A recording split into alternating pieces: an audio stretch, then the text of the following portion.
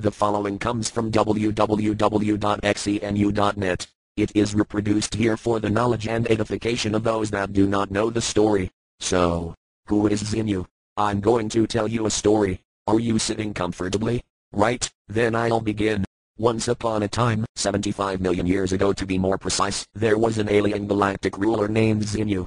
Xenu was in charge of all the planets in this part of the galaxy, including our own planet Earth, except in those days it was called Tjig. Now Xenu had a problem. All of the 76 planets he controlled were overpopulated. Each planet had on average 178 billion people. He wanted to get rid of all the overpopulation, so he had a plan. Xenu took over complete control with the help of renegades to defeat the good people and the loyal officers. Then with the help of psychiatrists he called in billions of people for income tax inspections, where they were instead given injections of alcohol and glycol mixed to paralyze them. Then they were put into space planes that looked exactly like a DC-8, except they had rocket motors instead of propellers. These DC-8 space planes then flew to planet Earth, where the paralyzed people were stacked around the bases of volcanoes in their hundreds of billions. When they had finished stacking them around, H-bombs were lowered into the volcanoes. Xenu then detonated all the H-bombs at the same time and everyone was killed. The story doesn't end there though. Since everyone has a soul, called a thief in this story, then you have to trick souls into not coming back again.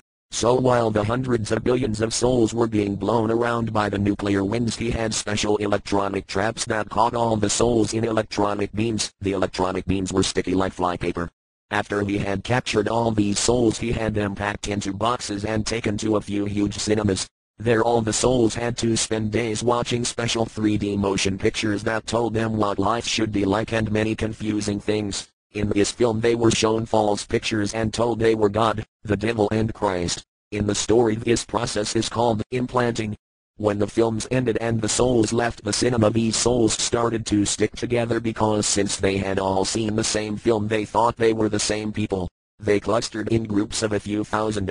Now because there were only a few living bodies left, they stayed as clusters and inhabited these bodies. As for Xenu, the loyal officers finally overthrew him and they locked him away in a mountain on one of the planets.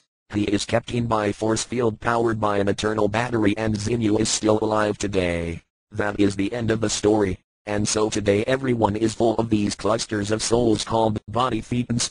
And if we are to be a free soul, then we have to remove all these body thetans and pay lots of money to do so. And the only reason people believed in God and Christ was because it was in the film their body thetans saw 75 million years ago. Well, what did you think of that story? What? You thought it was a stupid story? Well, so do we. Unfortunately, this stupid story is the core belief in the religion known as Scientology. If people knew about this story, then most people would never get involved in it. This story is told to you when you reach one of their secret levels called OT3. After that you are supposed to telepathically communicate with these body thetans to make them go away. You have to pay a lot of money to get to this level and do this, or you have to work very hard for the organization on extremely low pay for many years. We are telling you this story as a warning. If you become involved with Scientology, then we would like you to do so with your eyes open and fully aware of the sort of material it contains. Most of the Scientologists that work in their Dianetics centers and so-called churches of Scientology do not know this story, since they are not allowed to hear it until they reach the secret upper levels of Scientology. It may take them many years before they reach this level, if they ever do. The ones who do know it are forced to keep it a secret and not tell it to those people who are joining Scientology. Now you have read this, you know their big secret. Don't let us put you off joining though.